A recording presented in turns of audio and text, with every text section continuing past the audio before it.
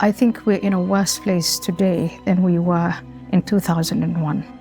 And so it is for me a bit of a nightmare that Europe is resembling the sorts of streets and places that I left. When you have a scenario where violent, radical white supremacists face off with radical Islamist jihadis, then it's not Europe anymore. How do you deal with it without becoming the thing you don't want to become? Ian, Hrseli, welcome back to the show. So good to have you back. I don't want to waste any time at all. You are someone who's been talking about one issue for a very long time, which was Islamism and Islam. And the other issue about which you're increasingly talking about is Christianity and the role of faith in society as well.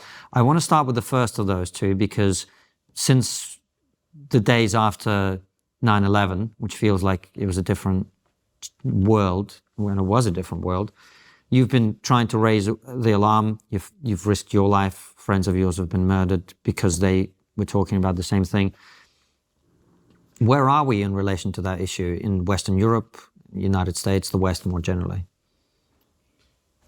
Well, thank you very much for having me, Fast. It's lovely to be here again, I think for the second time.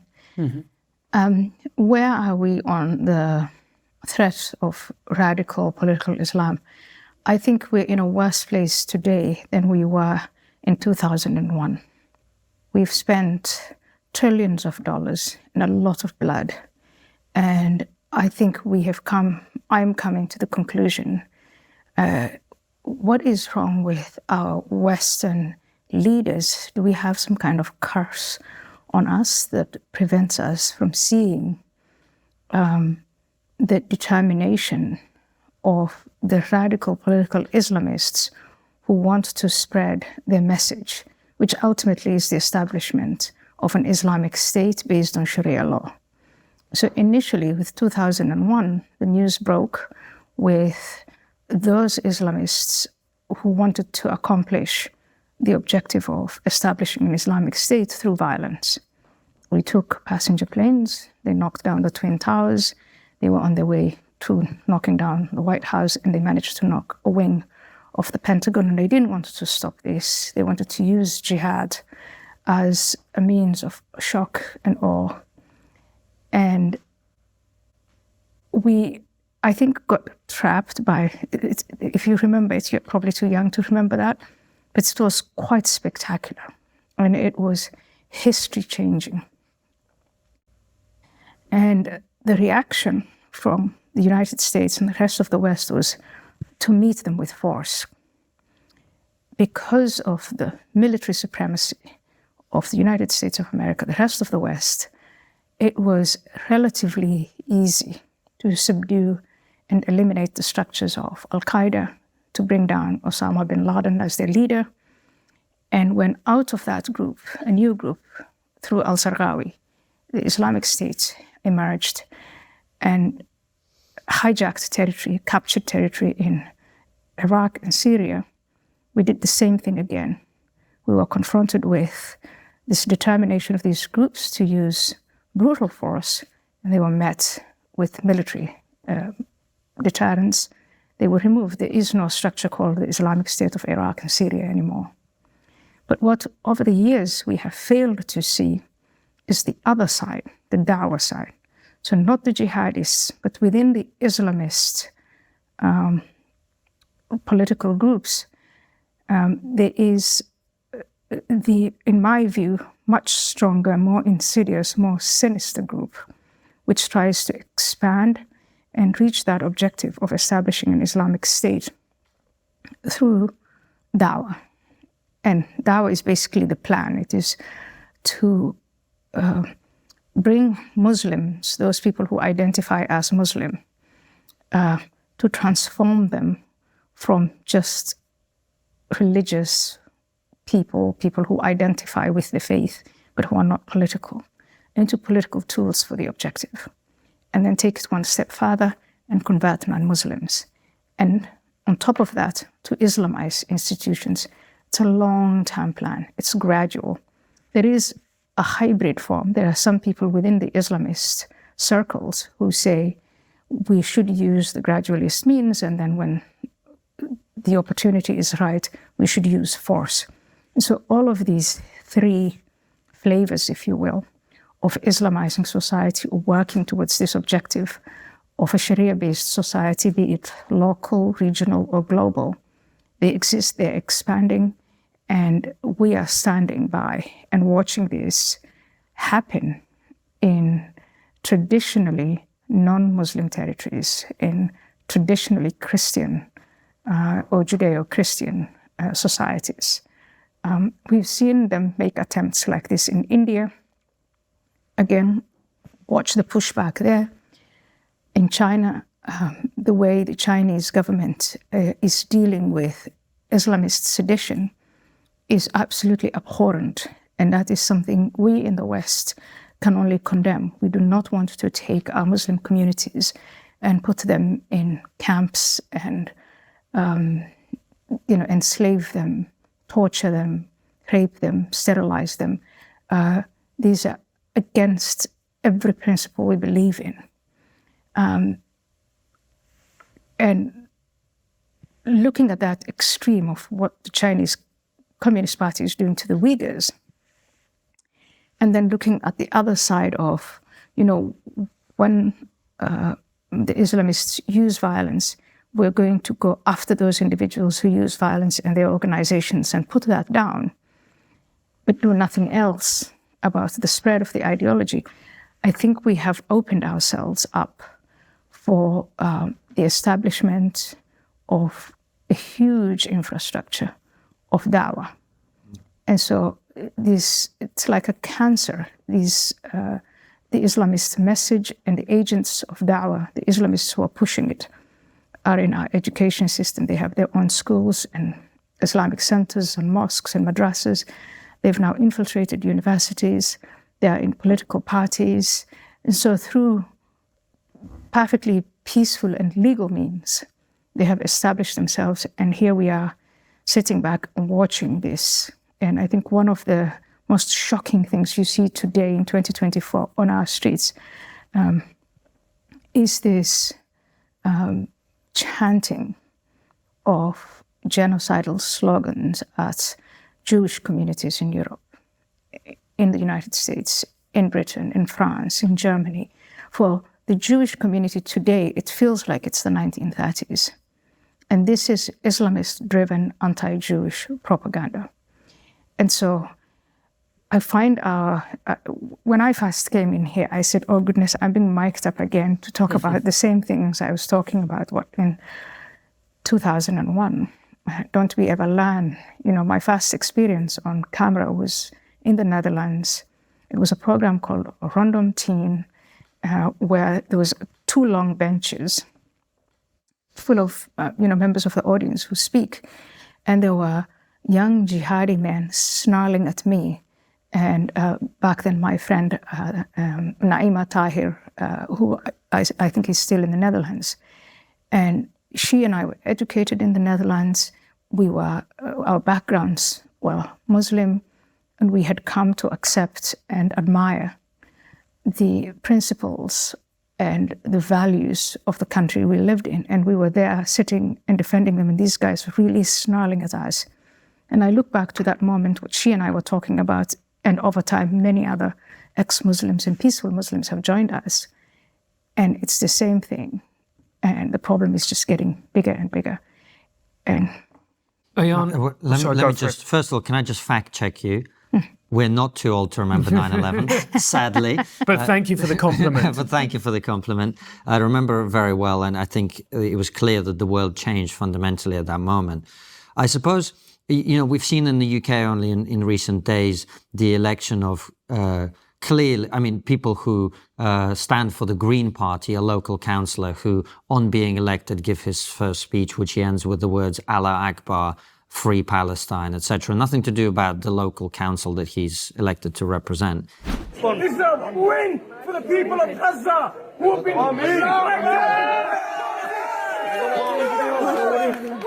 We will not be silent. We will raise the voice of Gaza. We will raise the voice of Palestine. Allahu Akbar! And I just think there are all sorts of other markers that people can see what you're talking about with their own eyes. And from the people are very afraid of talking about this issue, but behind closed doors, everybody knows what's going on.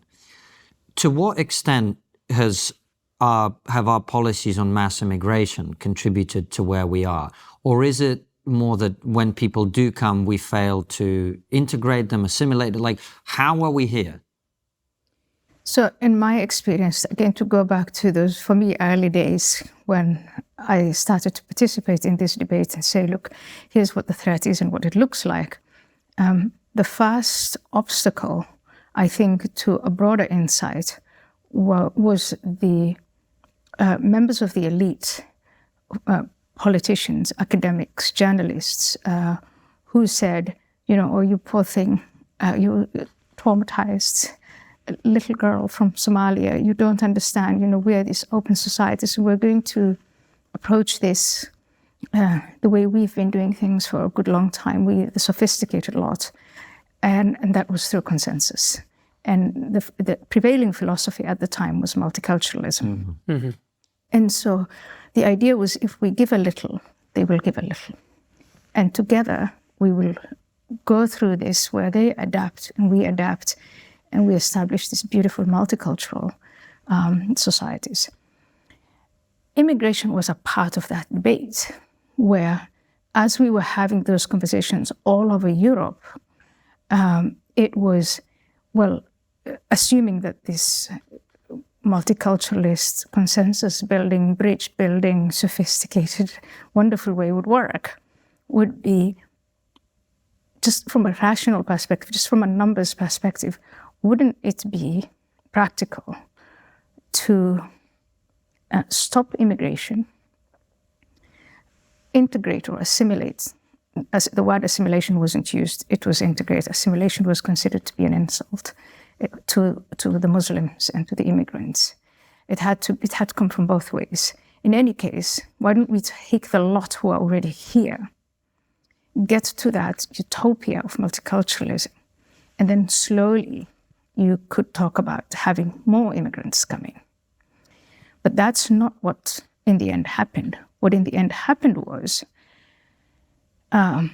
those who had come and their children who had been radicalized in this dawah infrastructure, the mosques and the madrasas and in Europe, they continued to broaden their parallel society. I don't know how else to describe it. They have sort of Sharia-light ghettos, and those were allowed to thrive. But at the same time, the borders were also flung open through the asylum and refugee system. So now you have the opposite of what was the desired outcome, which is a group of mainly imams and other radical Islamist elites who have captured the hearts and minds of Muslim immigrants and their children, who are saying, do not integrate, do not assimilate, reject the values of the host country. And then everyone who comes in, they're the ones in town, they're the ones who bring them into the mosques and radicalize them. So you have this paradox where there are refugees from Syria, Iraq, Afghanistan, Sudan, Somalia, who are not at all Islamist. They're fleeing war-torn countries, war-torn because of Sharia, by the way. And they come into the UK, France, Sweden, Germany, etc. And that is where they are taught to become, through dawah, to become radical Islamists. Ian, and do you think part of the problem here is that Islamism is so different from the way Western people see the world that we really can't understand it? And as a result of not being able to understand it, we can't comprehend and intellectualize the dangers that it poses. The answer is yes and no. Mm-hmm.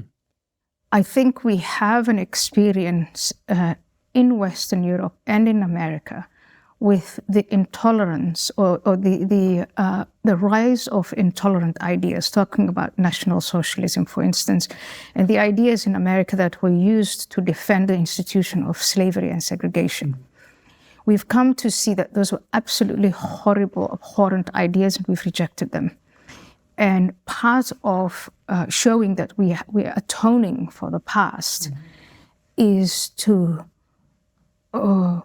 the way we deal with radical political Islam. We recognize it for what it is. There is plenty of scholarship now in every country to show that radical political Islam is totalitarian. It is anti-human, it's anti-freedom, it's anti-woman, it's anti-Jewish, it's homophobic. And they show us over and over again. You know, when the Islamic State of Iraq and Syria was established, they proceeded actually to carry out what it would be like to live in an Islamic state. So we know that. We know it not only through scholarship, but also what they readily show us. When Hamas on October 7 went into Israel to attack the people that they hated, the way they treated them, part of that was defended with Islamic scripture or with the Islamist ideology. So it is no secret at all to any of our Western leaders, regardless of where that leader, moral leadership, political leadership, scholarship, any kind, it's absolutely clear to us what radical Islam entails.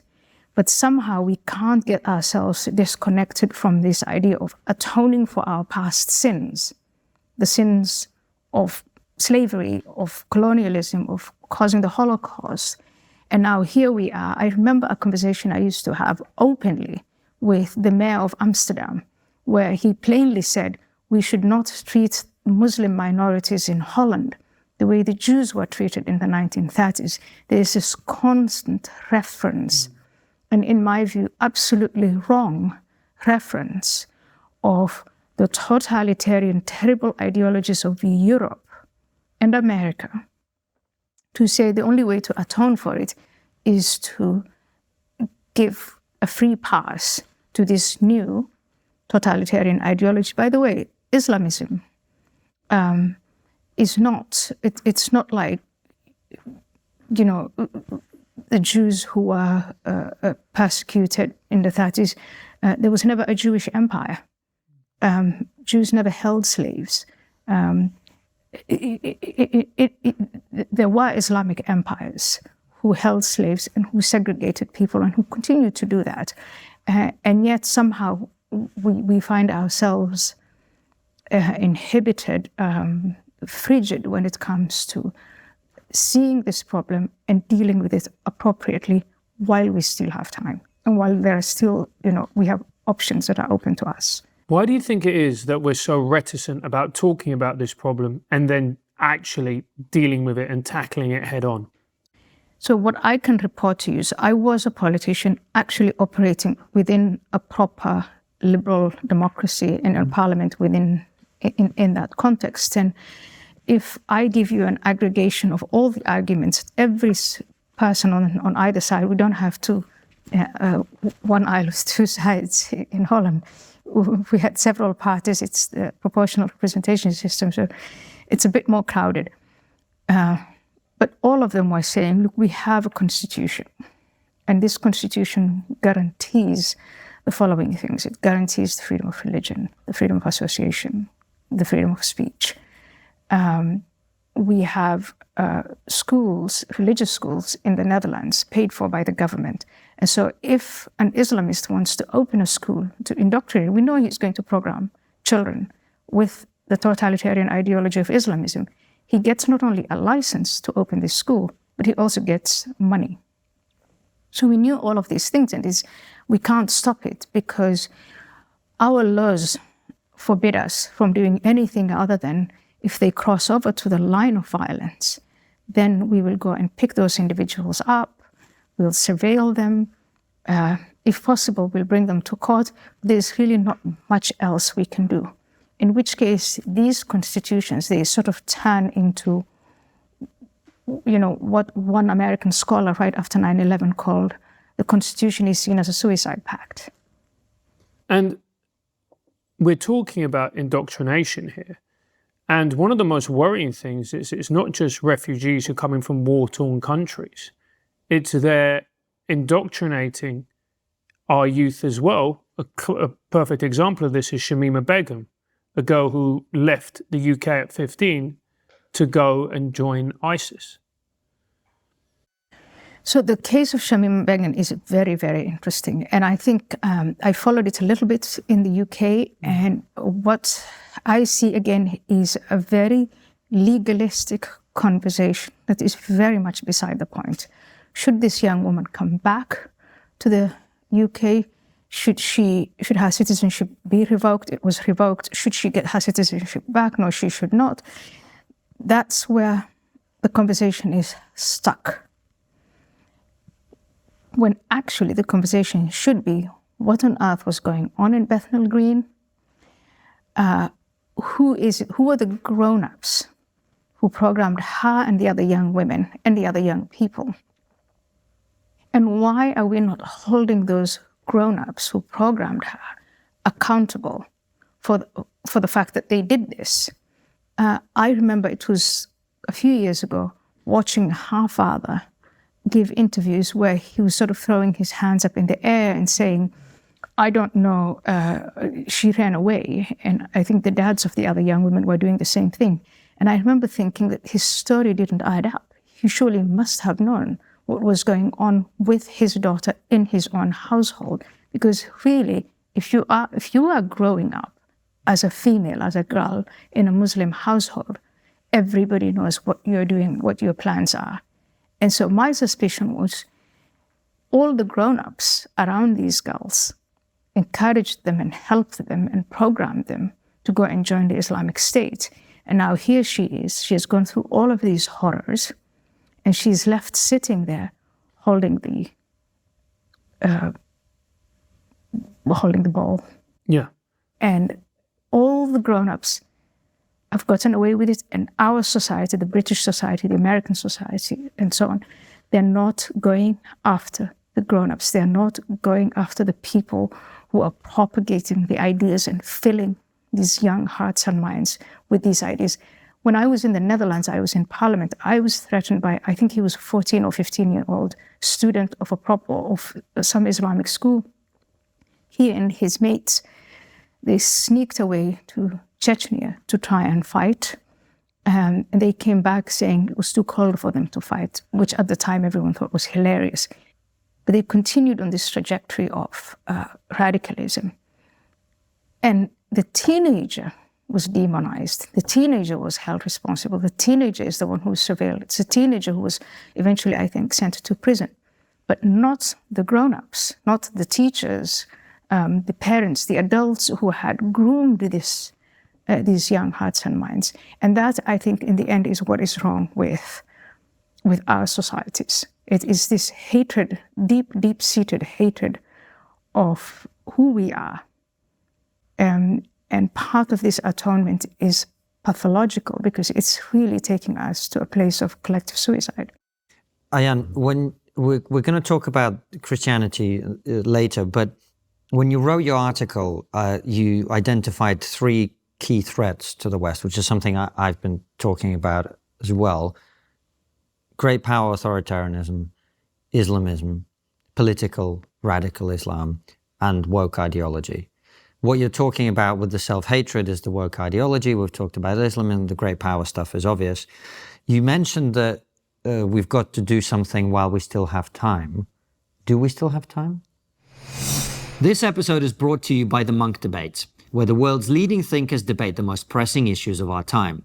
The next Monk debate could not be more timely. The motion is anti-Zionism anti-Semitism? On the 17th of June, trigonometry favourite Douglas Murray and international legal expert Natasha Hausdorff will debate former MSNBC anchor Mehdi Hassan and Israeli journalist and critic Gideon Levy. For just $9.99 a month, you can stream this debate live and also get access to over 15 years of incredible debates on hot-button issues like public trust in the mainstream media, the existential risks of AI, and the rise of populism. Go to www.monkdebates.com to become a member and open your mind to a world of great debates. And now, on with the show. I think we have more time in America than we do in Europe. And I say this because, number one, because of demographics. You just mentioned a counselor, someone who won an election peacefully through the normal means and became the counselor. And I think we are seeing this all over Europe because of the birth rate crisis, because of the immigration crisis, that if a Muslim party or Muslim parties were formed, official ones, not the Green Party and the Labour Party, but real official ones that call themselves the Muslim Party, I mean, there are these scenarios where they could easily win elections. There are already stories in Germany of young people, German, white, non-Muslim kids thinking, feeling left out and converting to Islam.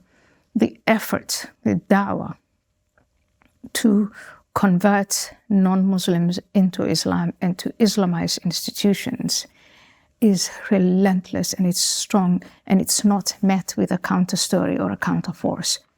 So I think that we have more time in America if we wake up now because of the crisis we're witnessing on universities and schools. We're in New York now, and today there is a day of rage. The whole Middle Eastern problems are transported here. And so if Americans were to say through the ballot box, we don't want this, we understand what it is, we don't want this, we can turn this tide, I think America could turn this tide. I worry about Europe. I worry about Europe also because of the rise of the very radical, extreme right-wing parties. And when you have a scenario where violent, radical white supremacists face off with radical Islamist jihadis, then it's not Europe anymore. In that the scene you have, there's a scene of chaos and violence, and add a splash of Antifa and the radical organized communist organizations, and legitimate authority of people in the center who are elected to keep these sorts of things at bay fails to work, and you get a balkanization, you get a state of chaos. And in a state of chaos, if you look at other societies where this has happened, somehow the radical Islamists come on top. Hard to disagree with anything you said. I suppose the question is, one of the things that is just incredible is, for example, the UK recently banned Hizb ut-Tahrir. Yeah. A group that was banned like in every Muslim country in the world. The UAE had, the foreign minister of the UAE, he had this viral clip talking about warning Europe about terrorism and extremism, whatever. And it very much goes to your point, which is, I suppose the question ultimately is, you've identified this problem that we have, but without going full authoritarian and saying, well, some religions are better than others and therefore not allowed, or things along that line. Yeah. How do you deal with the problem where, as you say, people may not be committing any crimes by indoctrinating people into a worldview, and then those young people end up committing crimes, but telling them, believe in this or think this isn't a crime. How do we, if we were to try and deal with it, how do you deal with it without becoming the thing you don't want to become? And I think here's where time is so important. The thing you don't want to become is either you fall into this chaos of a cycle of violence where all these extreme groups take over. Main Street, that's what you don't want. You don't want them taking over the levels of power. That's the kind of world where I come from. And why also I'm terrified of some of these developments, because if you go to some of these ghettos where informal Sharia is applied, that's what it looks like. You have to visit these places to see for yourselves some of the transformation that's going on the streets and neighborhoods and towns of Europe. So how do you stop? Sorry, Ian, before you get into that, what do you mean by the transformation of the towns and cities, of some of the towns and cities of Europe? If you travel around Europe, when I was doing this work, this book, Pray, and this is back in 2020, I think matters are even more serious now. You see things that you really don't see. You can't just get it from reading about them or watching them in documentaries. You've got to go to these places, see the sights for yourself, hear the sounds, smell the smells. And what you see is, streets that look like they could be in Algeria or in Somalia or in Lahore in Pakistan.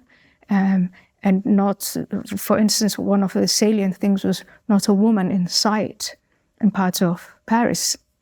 And when I obviously couldn't go and talk to some of these people, but the woman who was working with me would ask, where are all the women? They were chased out of the cafe. And this chasing out of women out of a cafe is very un-European. That's a transformation in my view, because when I came in 1992, the opposite was true. And so it is for me a bit of a nightmare that Europe is resembling the sorts of streets and places that I left. And I was telling them, it was 1992, I was 22, I was covered up. And when my Dutch friends asked me, why are you frightened? What's wrong with you? I would say, no, you don't go out, without someone escorting you. You don't go out without covering up. And they would think I was an alien. I had come from some other planet. And in 1992, that was true. I had come from a different planet. But now that planet that I had come to in Europe, many neighborhoods resemble where I left. And that just happened within 3 decades. And so you can see when I talk about transformation that it doesn't take that long. And so there were really some very serious scholars, one who comes to mind, Walter Lockyer, Bernard Lewis, and Nick Eberstadt, the American demographer.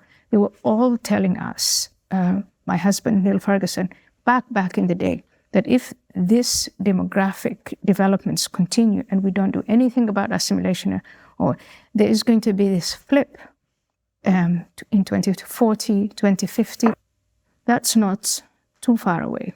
So Europe really has a lot of catching up to do. And the situation in Europe is very alarming, and it is totally possible to have Sharia law established. It's now established, soft Sharia in neighborhoods, but established through the ballot box.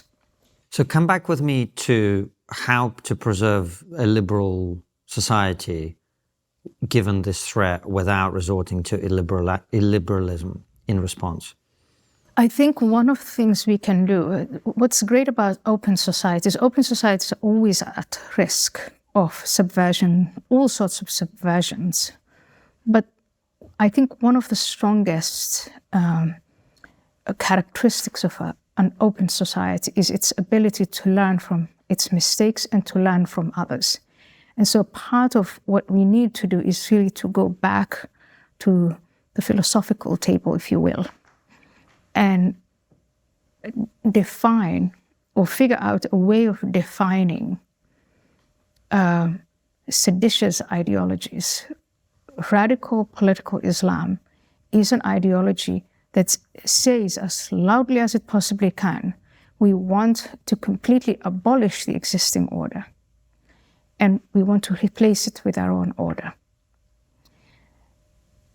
That is a political theory. That's a political philosophy. It's not a religion as defined in the American Constitution or any of the other European constitutions.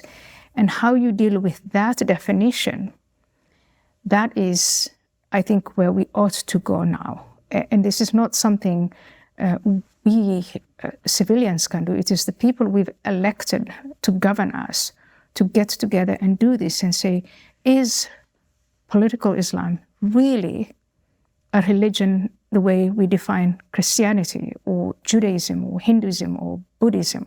Because these other religions are not organized and they're not loudly telling us that they're coming to replace us. That's number one. Number two, and I know this debate is ongoing in the UK, the asylum, it's international treaties in general, international treaties, especially asylum and refugee conventions, the convention in 1951 and then the European Council of Human Rights, these international laws have to be reviewed, and we have to adapt to the reality of today, not the reality of 1951 or even in the 1960s. It's today. And the conclusion, and if you ask me what is it that we should be doing that we're not doing, is to review and repeal these international conventions or withdraw from them or come up with something else. People were talking about a national human rights code or law that goes back to the basics of human rights, and that is individual-based human rights. So I think from the perspective of thinking about these things and the scholarship, just the data gathering, we have all of this. We need just to get out of this passive state that we've adopted. Well, I agree with you on that. And you say it's the job of elected politicians. Sadly, and this really is sad, a lot of them watch this show and listen to people like you, and they're actually looking for answers in places like this, believe it or not, which is not necessarily a good thing if you think about it, but nonetheless. And I still don't feel that we've got the answer, because you say it's not a religion that we're worried about, it's a political ideology. But in a liberal society, we allow people to express political views. I mean, Americans until recently were very proud that they had Jews who tolerated Nazis marching through particular towns, and this was considered an expression of freedom of assembly and freedom of speech. So do we want to be a society that bans political views that we don't like? That's the question, right? And I don't disagree with your analysis. I'm just trying to think, how do we deal with the threat without allowing it to change who we are in a way that means that we're no longer defending a liberal society because we're not liberal anymore? We're not liberal anymore, no. I think what we are seeing is a shrinking of the options we have. So 20 years ago, when we were saying, 30 years ago, 20 years ago, when we were saying, look, we are a liberal society, we have these laws, we should be able to, our society should be able to withstand these kinds of shocks. That was one thing. But the, again, rational thing to do was to say, we're not going to change our laws and our structures and our attitudes, but we are going to help them change. And that hasn't happened. And so now we've pushed ourselves into a corner where we are either going to become, we will have to get used to living under Sharia law. As many, by the way, people, native people in Europe, and increasingly in America, who haven't asked for it, are forced to live with it because of the reckless immigration policies of the people we elected to govern us, the majorities we elected to govern us. And so the options we have are shrinking. And I think we are now in a place where we have to say, it's okay for people to hold whatever views they wish to hold. But the licensing, and we've talked about the license to open schools, the license to open mosques, the license and the charity statuses, the money that these people get, who have is clearly seditious. And now we understand, we know what we're talking about now. I think that could be stopped. I think we could deport, if they're not citizens, we could pass laws to stop this. I said the strongest characteristic of an open society is the ability to learn from our mistakes and from others. There are other countries, you mentioned the UAE. You did not mention Saudi Arabia. Singapore is another country. There are a number of countries who are confronted, these Saudi Arabia and UAE are Muslim countries, who are confronted with this particular flavor of sedition. Mm-hmm. And they've been warning us for years and years, saying, you guys are committing suicide. The way you deal with this problem is wrong. And I think it's time that we now start to heed what we've been told. Now, that is on the elite level. On the mass level, I think you'll just have to go back to, what is the what do we have that can inoculate young hearts and minds against the message that the radical Islamists are spreading?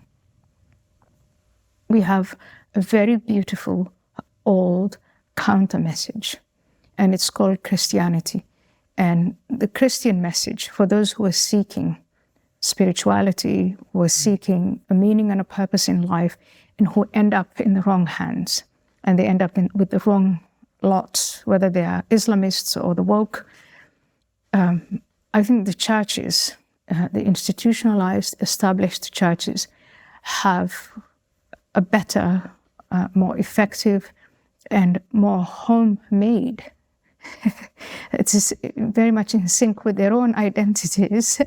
I think on that level there's plenty of alternatives. It's just that there is no one pushing it. If you go back to Shamima Begum, the only people who are trying to talk to Shamima Begum, fill her head with and her identity and answer maybe her questions. What is it to be a good person? How can I help society? Is there something bigger than myself that I can sacrifice my life to? The people who are giving these answers are the Islamists, it's the woke, it's just the wrong lot. What about, good old boring Christianity, if you want to put it that way? Love thy neighbor. There is an existing story. I know you've spoken to Jordan Peterson and others, but the West has a lovely story to tell. It's a story of life. It's a story that celebrates life. It's a story that celebrates merit, that celebrates art, that celebrates equality, that celebrates and protects women. It's a beautiful story to tell if we want to tell it. Let me recommend a product that we use all day, every day here at Trigonometry Towers. Look, going online without ExpressVPN is like using your smartphone without a protective case. Most of the time, you'll probably be fine. But all it takes is one accidental drop onto solid concrete to make you wish you'd protected yourself. Every time you connect to an unencrypted network in cafes, hotels, airports, or anywhere else, anyone on the same network can gain access to your data. I'm talking your passwords, financial details, the lot. Hackers can make up to $1,000 per person selling personal info on the dark web. Don't let that be you. And it doesn't take much technical knowledge to hack someone. A smart 12-year-old could do it. $1,000? Why am I not doing that? I said a smart 12-year-old. Anyway, ExpressVPN helps to keep you safe by creating a secure encrypted tunnel between your device and the internet so that hackers can't steal your sensitive data. It's super secure. It'd take a hacker with a supercomputer over 1 billion years to get past ExpressVPN's encryption. Secure your online data today and get 3 months for free by visiting expressvpn.com/trigger. That's expressvpn.com/trigger and get an extra 3 months free. Now, back to the show. Ian, do you think we're looking back, because I think Konstantin was as well, we love the whole new atheist movement. We don't need God. We have logic, science and rationality. What do we need God for? God's something that the peasants used to do in the early 20th and the 19th century and all the other ones. Yeah. Do you think looking back on it now, that was a grave error of judgment? I've come out to say it was a grave error of judgment. And in fact, I remember feeling just massive rage when the American Association of Atheists took away Richard Dawkins. They had honored him with a prize, and they took away the prize because he wasn't giving in to the woke demands. And so atheism went woke. The American Association, that is the adoption of a new nihilistic religion. And I know we talked a lot about humanism, but again, humanism, number one, is born out of Christianity. It is Christianity saying, I don't need to believe in God and I don't need to read the Bible, because every kind of moral good that you've extracted out of those religious teachings, I can now have it in a secular way. That's great, but you haven't established anything close to an institution that is competitive when it comes to what radical Islam and the other organized religions, whether young or old, are doing. And so I think right now the ball is in their court, the humanist court, to say, well, then get up and get going. But as they start going, maybe we should use the existing organizations that we have. I think we touched on Jonathan Haidt. I focus on radical Islam and its spread and the threats that it poses. But another big threat to our society is what is happening to the youth, this explosion in anxiety, depression, mental health illnesses, addictions, overdose on fentanyl and other drugs. And I think Jonathan Haidt made the remark that he sees this particularly, and he was talking about young girls who are susceptible to suicidal ideation, etc. And he said he sees this problem much stronger within liberal secular households and much less so in religious households. I have seen this with the radical, when you look at radical individuals that are attracted to radical Islam, the solid Muslim house, if you go in a Muslim household and the Quran is already familiar to you, the teachings are already familiar to you, already know the distinction between, political and non-political Islam, those ones tend not to go with political Islam. And so there is something in general about religion filling the spiritual needs and the need for meaning in human life, whether that religion is Judaism or Christianity or Islam or Buddhism or something else. And so I think it was wrong of the secular West to throw out Christianity as quickly and as completely as we did it. It's also as well, you talk about, of course, spirituality is important and so on and so forth. Science isn't going to keep you warm at night, and particularly when you're faced with, things like failing health, failing health of loved ones, etc., etc. But something else that religion gives you is a sense of community. Yes. I don't find it a coincidence that, Muslims call each other brother and sister and so much. There's a real comfort to that. We need community. And that's something the new atheists, I don't think, factored in really.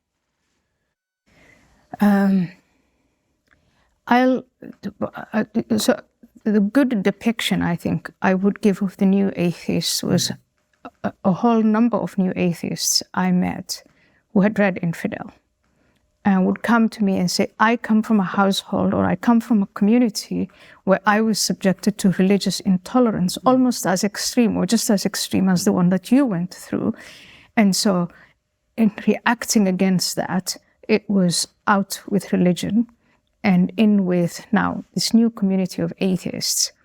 But as a new community of atheists, I think we assumed quite a lot. I think we assumed that simply by leaving behind religious intolerance, you will come out and you will shed superstition, you will appreciate reason and humanism, and you'll flourish. There's really no need for the establishment of a community or an institution, or that it is all there. You will know to find it because you're now guided by reason. And I think we fail to see that that's not how things work. And for a lot of those people who had left the intolerant religious backgrounds, they fell into a void, into loneliness, into the lack of community. And the people who came from agnostic, atheist, or non-religious backgrounds are also finding themselves in modern times falling into the same lack of a sense of community, lack of a sense of purpose, and seeking and getting lost. And so I think that with my friends who are still atheists and who still think that atheism is reason can protect us from all of these threats, I think I underestimated. And maybe even that's the wrong way of saying it. I simply didn't see it. I only saw the negative, bad side of religion. And I also made the mistake of going along with the declaration that all religions are the same. And in fact, it is that's absolutely untrue. It is all religions are not the same. There are different religions that have gone through different developments, and some religions are quite superior to others. A religion that tells you that it's all about death. All you have to do is sacrifice yourself for the sake of Allah, and in the end, what awaits you is paradise. In its extreme form, that religion is a cult of death. Because you just have to look forward to dying, because the reward is going to come after you die. That's a very, very different religion that has in its foundations that the founder of the religion died so that you can live and that your sins are forgiven. And so the story of rebirth and the story of forgiveness and the story of love and the story of love thy neighbor, that's a very radically different story from the story of Islam. And so it is, I think it was a bit juvenile to promote the idea that, all religions are bad, all religions are stupid, and also to negate perhaps the good side. Religion has some good things, some good functions, if you will. And that's what we're now witnessing once in the West more than anywhere else when you throw that out. I just spent about 3 weeks on tour with Jordan Peterson, as you mentioned, hashing out some of these issues. And he brought me over to disagree with him, and one of the things that I kept asking him, and Jordan, he answers in 20-minute paragraphs that don't necessarily address the central core of your question. But one of the things I kept asking him in different ways at different points is, do you believe in God? And we had long back and forth about it. Reading your article about becoming a Christian, I found it very interesting because you said many of the things you've said today. I think your analysis is spot on in terms of a vacuum of belief creates alternative religions like wokeness, but also creates the space for other more forceful religions that have a clear idea of what they're about to come in. What you didn't say in your article is that you believe in God. Do you? I do believe in God, yes. And I said this to Richard Dawkins the other night when in the dissident dialogues. I choose to believe in God. I found myself in that place of complete disconnection and despair, and struggled with years and years of depression, and tried to do it, the way a good old atheist would do it, by going to science and seeing psychiatrists and psychologists. And I learned a lot from them. I learned a lot about the human brain, the human mind. I learned a lot about addiction and all the rest of it. But if you ask me, now that I've come out of this depression, what exactly happened?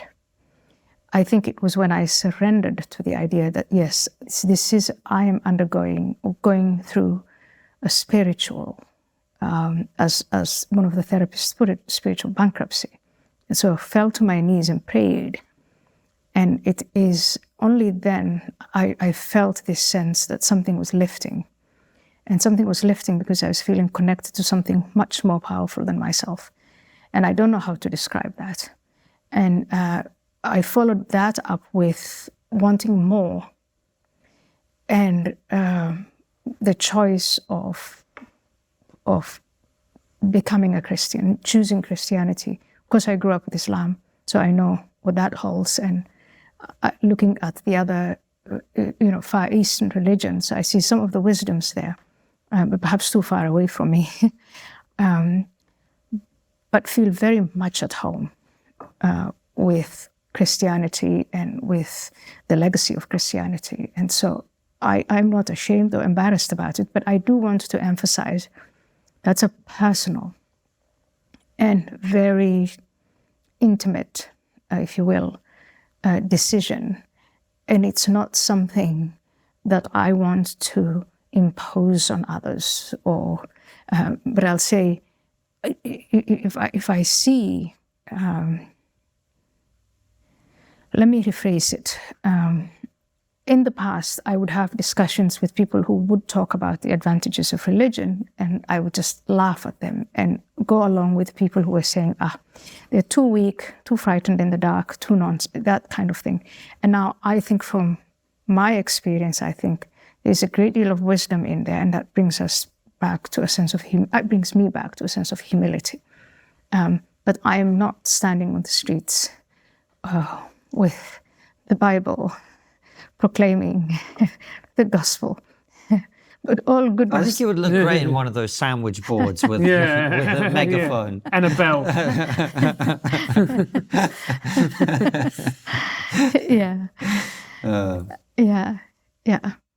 And I think for public figures to come out and admit doubts, admit the things that they struggle with, I think that's a form of moral leadership that perhaps some of us were too embarrassed to come out and share. And so there is something in,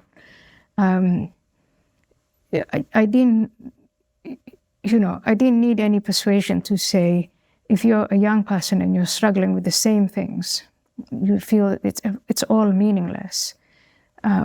It's okay for you to have these feelings, and it's okay for you. There is a way out. There's a light somewhere there. This is what worked for me. I don't know if it will work for you, but this is what worked for me.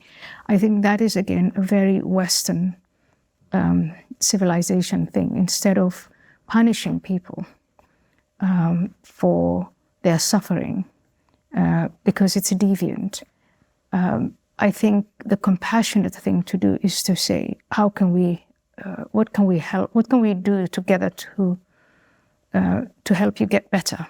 Well, one of the things that I'm really grateful for is, I think, in the one of the benefits of new technology is the ability to have discussions like this. And I think older media, like television, was much more about sharing certainties. You have two people, 5 minutes each, or 3 minutes each, or 20 seconds each, and you deliver your certainty about this. There is. In these conversations, we have the ability, as you say, to actually talk about what it is that you're thinking, why you're thinking it, where you're unsure, what journey you're on, because that's actually, I think, where most people are. I don't think most people live their lives through the prism of 20-second sound bites about their certainty about something. Yeah. Most people are in the place of inquiry and openness to ideas, I think. And so it's interesting to me. I suppose the question is, and again, this is something I asked Jordan repeatedly, is, can you put the toothpaste back in the tube? I call my generation the children of Dawkins. How do, but I also sense that a lot of people our age and younger too are in the inquiry of what is meaning, what is purpose, how do we connect to others? And like you say, it's unavoidably obvious and painfully obvious that that vacuum that the new atheists were so looking forward to opens up the space for new things to come in that are not even going to be as good as what we had before. I mean, wokeness to me is an awful religion. I mean, one of the worst in many ways. And then also in the geopolitical environment that we operate in and the global environment culturally, we have challenges, we have competitors, and we have to rediscover a strength and confidence in the values of our civilization, or we will go the way of every civilization that has lost its way in the past. Yeah. So I'll say, if you're a young person and you want to know a great deal about biology, read Dawkins and listen to Richard. He has a great deal of knowledge and wisdom to impart there. If you want to understand the roots of our civilization and how we got here and the meaning, putting the toothpaste back in the tube, listen to Tom Holland. And see, both men, very much Western, in fact, both of them British, have this background in scholarship and taking their scholarships very, very, very seriously. And these are the two individuals, but I think they represent a whole world of a whole civilization that is that managed to dominate the world and to lead the world, because it allows for that. It allows for these different inquiries and perspectives and these conversations. And I think what you were talking about earlier, about the little bit of certainty. You come in and you say your piece of certainty, and then you turn it into a contest with winners and losers. I think that created a sort of polarization of ideas.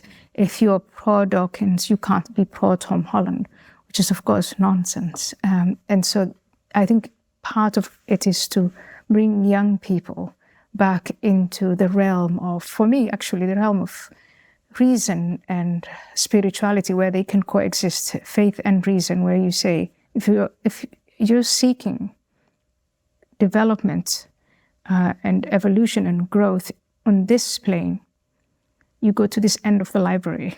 And if you're seeking it on this end, you go to that end of the library. But the library is full of, that Western library is full of all of this knowledge and wisdom. And I think we've lost a bit of that. Eyan, thank you so much for coming on the show. It's always a pleasure. Before we head over to our locals, where our supporters get to ask their questions to you, our final question is always the same. What's the one thing we're not talking about as a society that we really should be? Restoration. Which is the title of your Substack, by the way. So I'm glad you slipped that in. Yeah. Tell us more about what people can find out there. I think for many years we've talked about what our problems are, and it's good, and we should continue to talk about what the problems are and diagnose them. But perhaps now that we've come to understand most of them, we should restore our institutions. We should restore, again, the story, the foundational stories, these principles, and celebrate them. And and I want to be a part of that. Restore the relationship between men and women, restore the relationship between parents and children, between the generations. There's a great deal of restoration work to be carried out. I mean, that is a great mission, and I think we're very lucky to have people of your caliber participating, and we certainly aspire to doing the same. So thank you for coming on, Eyan. It's a great honor to have you back on the show. And of course, head on over to Locals, where we ask Eyan your questions right now. I'd like to ask Eyan if she expects a general return to Christianity as Islam grows in political influence in the West.